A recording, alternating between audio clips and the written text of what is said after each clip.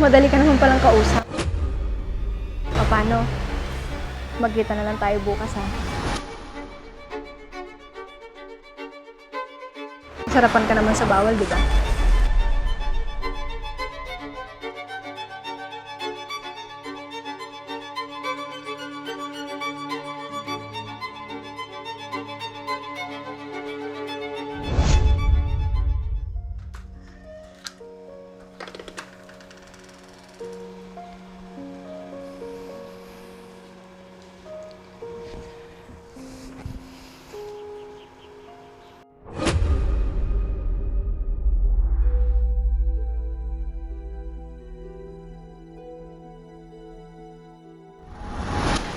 Kuya Raymart, O Carmen, matagal pa ba ate Ellie mo?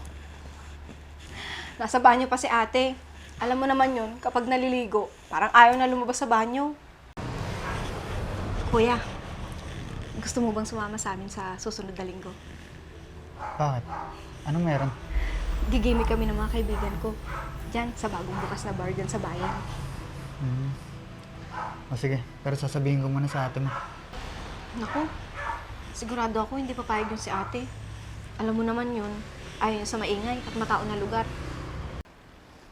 Oo nga pala. Sige, sa susunod na lang siguro. Enjoy na lang kayo ng mga kaibigan mo. Ang boring kasi niyan, ni Ate Ellie. Buti nakakatiis ka. Siguro, pati sex life niyo, hindi mo na na-enjoy. Matagal na nga simula nung huling nagsiping kami. Oh, bakit natulala ka na dyan? Siguro totoo, no? Hindi na ako magtataka dahil ang importante lang kay ate, yung trabaho niya. O paano? Maiwan na kita dyan.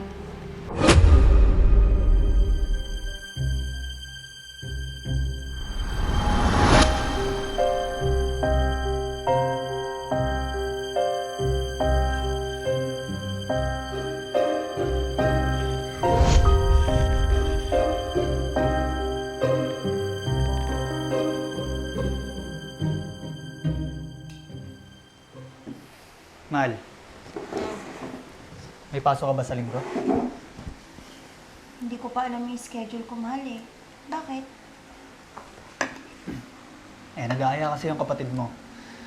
Gigimik daw sila ng mga kaibigan niya. Nagtatanong kung gusto daw ba nating sumama. Ito talagang si Carmen.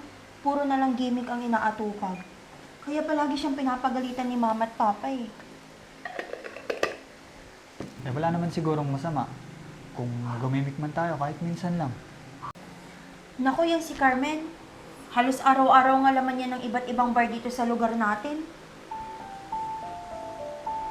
Bata pa naman yung kapatid mo. Baka na-enjoy niya lang ito yung dalaga niya. Ang sabihin mo, nasosobrahan na niya ang pag-i-enjoy. Ilang taon na rin simula nung nakapagtapos siya ng college. Pero hanggang ngayon, hindi pa rin siya nakakahanap ng trabaho. May kaya naman kasi talaga yung pamilya niyo. Kaya siguro ganyan siya. Oo nga. Pero hindi naman habang buhay, aasa na lang siya sa magulang namin. Teka nga, bakit ba puro na lang si Carmen yung pinag-uusapan natin? Wala naman. Nabanggit ko lang naman sa'yo yung tungkol dun sa lakad nila sa linggo. Kung baka gusto mo sumama.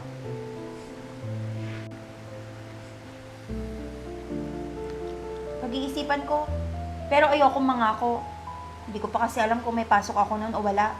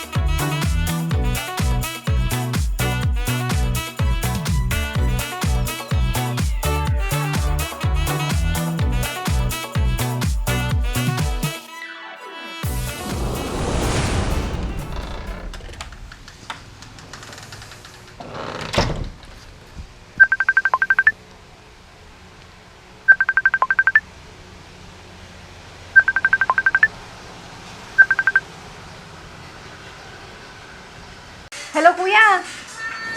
Nasaan ka na? Kakauwi ko lang. Inatid ko yung ate mo sa airport. Ganun ba? Sakto! Halika na!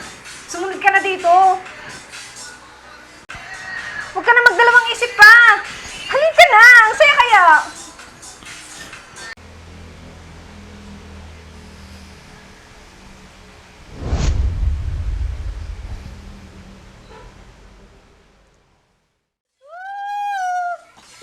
Oh, kuya! Inom ka!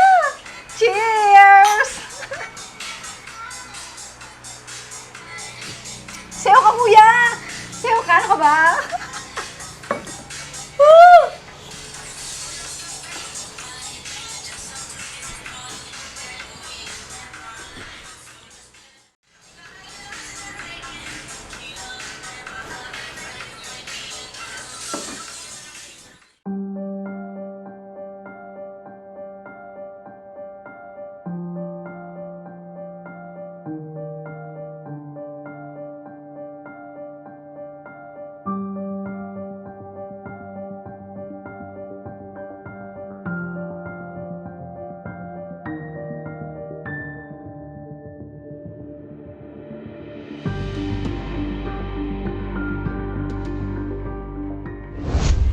Kuya, inom pa tayo. Tama na. Tama na, Marga. Lasing ka na. Tara na, uwi na tayo. Gusto ko po uminom, kuya. Tara na.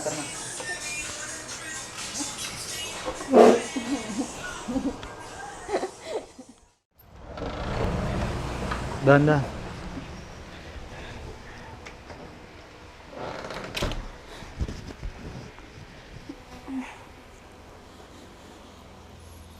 Sige na, magpahinga ka na dyan. Kuya, saan ka pupunta? Carmen, ano ba? Bakit? Ayaw mo ba? Alam ko namang hindi ka naman masaya sa ate ko. Pwede bang Carmen, magagas. Kaya kitang paligayahin. At sinisigurado ko na makakalimutan mo ang ate ko sa gagawin ko.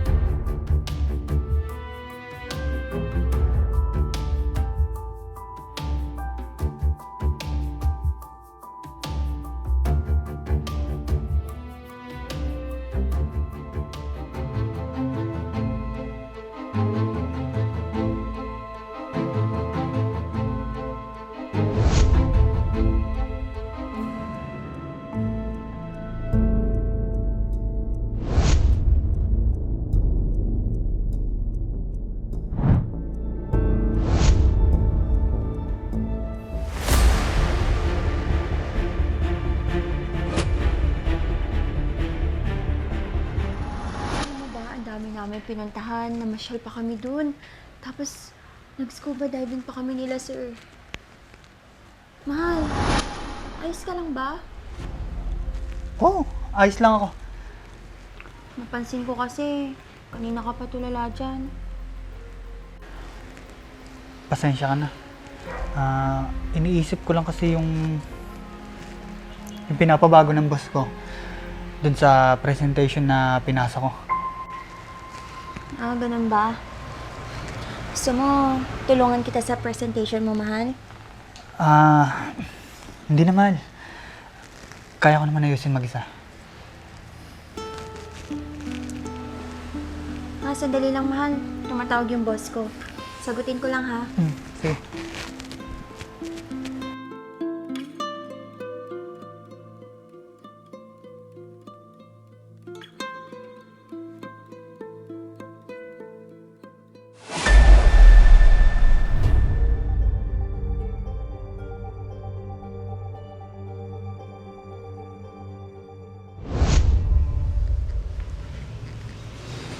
Raymart, nandito ka pala.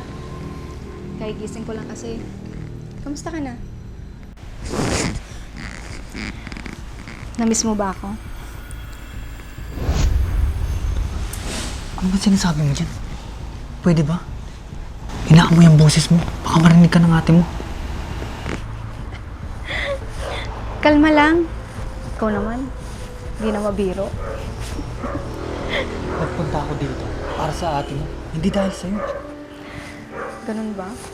Akala ko pa naman, namiss mo yung ginawa natin. Kaya ka nandito. Pwede ba, Carmen? Lasing tayo nun. Kaya huwag mo bigyan ng ibang kahulugan yung nangyari sa atin. Depende. Wala kang dapat sabihin sa ate mo. Hindi niya pwedeng malaman ang nangyari sa atin. Madali lang naman akong kausap. Pero may tamang halaga ang pananahimik ko. 10,000 kapalit ng pananahimik ko. Ano? Seryoso ka ba dyan sa sinasabi mo? Talagang gagamitin mo sa akin yung nangyari para perahan ako? Ikaw din. Kung ayaw mo, ayos lang. Ate! Oo na. Sige na. Ibibigay ko sa'yo bukas yung pera. Madali ka naman palang kausap. O paano? Magkita na lang tayo bukas, ha? Masarapan ka naman sa bawal, di ba?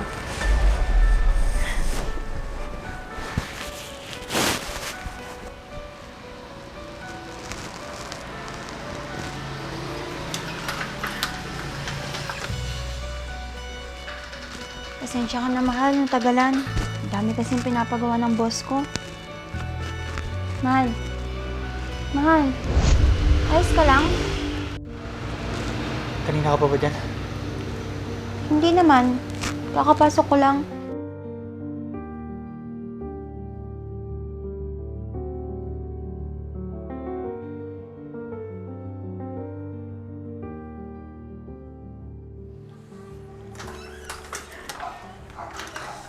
Mahal. Anong ibig sabihin nito, ha, Raymart?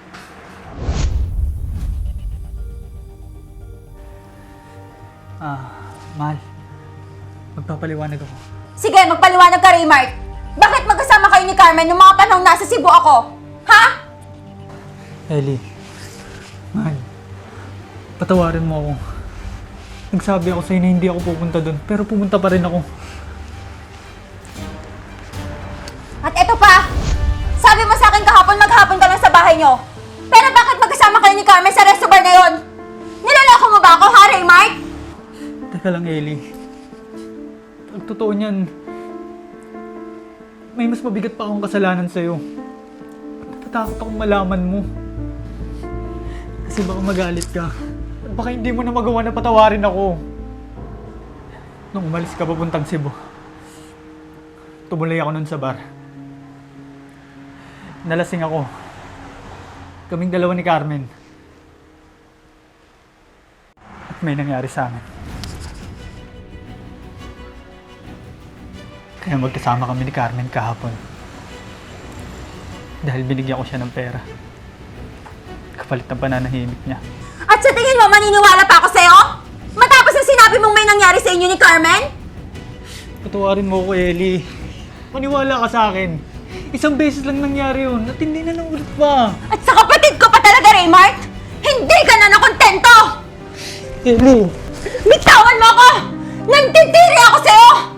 Lahat ginawa ko para sa relasyon na to! Tapos ito lang yung igaganti mo? Please, Ellie.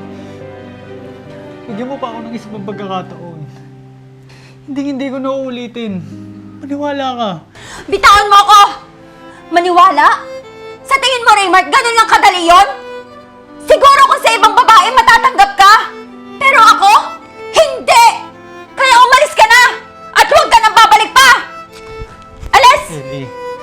Ellie, pag-usapan mo Hindi! na ito. Umalis ka na! Muna. Tapos na tayo, Raymart! Layas! Ellie, pag-usapan natin to. Ellie, please, buksan mo tong pinto. Ellie!